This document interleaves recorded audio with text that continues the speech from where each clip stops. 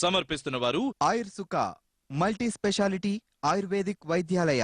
సహ సమర్పణ Sanjeevan Netralaya retina care centre. Bingo tangles, Sunfeast yippee noodles magic masala, Parle Poppins, Kellogg's all brand, Tata Docomo.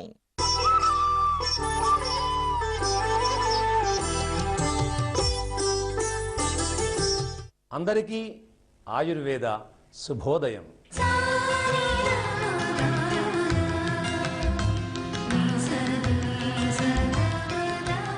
ఈరోజు మనం స్వయం సంరక్షణ ఎలా పొందాలో తెలుసుకోబోతున్నాం.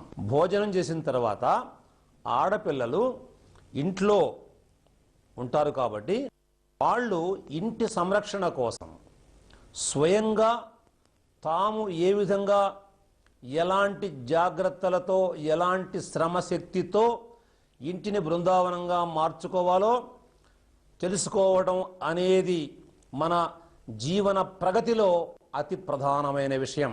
ఒకప్పుడు మన ఇంట్లో మగవాళ్ళు బయటికి వెళ్ళిపోయిన తర్వాత ఆడవాళ్ళు ఇంటికి అంటే ఇంట్లో ఉండేటువంటి బిడ్డలకు, వృద్ధులకు, ఆడవాళ్లకు, మగవాళ్లకు, అదేవిధంగా భోజనములో అంటే కూరల తయారీలో అవసరమైనటువంటి కారము, పసుపు ఇలాంటి గృహోపకరణాలు, నిత్య జీవితంలో అవసరమైనటువంటి గృహావసర పదార్థాలను ఎవరికి వాళ్ళు ఇళ్లల్లో ఆడవాళ్ళు తయారు చేసేవాళ్ళు. ఒక్క క్షణము కూడా ఊరికే ఖాళీగా కూర్చోవటమో, అనవసరమైనటువంటి వ్యర్థమైనటువంటి విషయాల గురించి మాట్లాడుకోవటమో చేసేవాళ్ళు కాదు.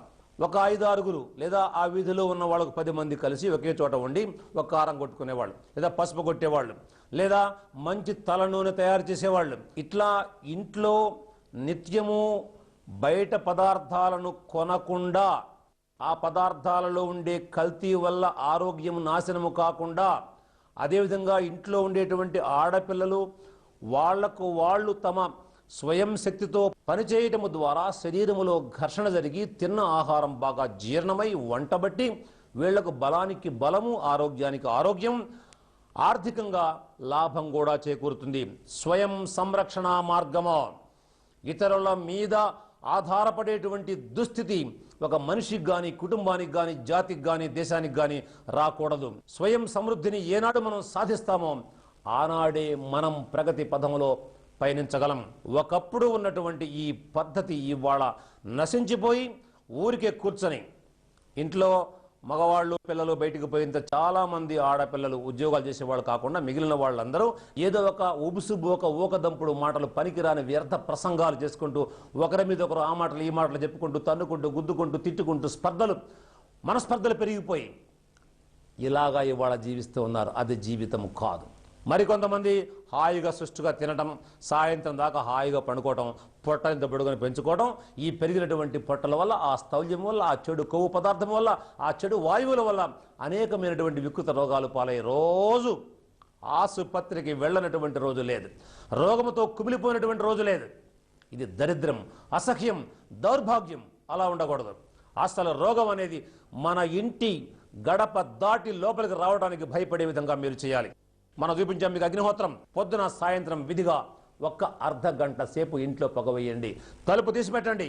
బార్లాగా తీసి పెట్టినా కూడా ఏ వ్యాధికారకమైనటువంటి సూక్ష్మజీవి కూడా మన ఇంట్లోకి ప్రవేశించలేదు. మా ప్రేమైనటువంటి బిడ్డలు, మా కూతుళ్ళు, మా కోడళ్ళు మీ మీద ప్రేమతో, అభిమానముతో మీరు నిండు 100 ఏళ్లు పిల్లా పాపలతో హాయిగా జీవించాలనేటువంటి సత్సంకల్పంతో సాగిస్తున్నటువంటి ఈ కార్యక్రమంలో చెప్పేటువంటి మాటలన్నీ పచ్చి నిజాలు, యథార్థాలు.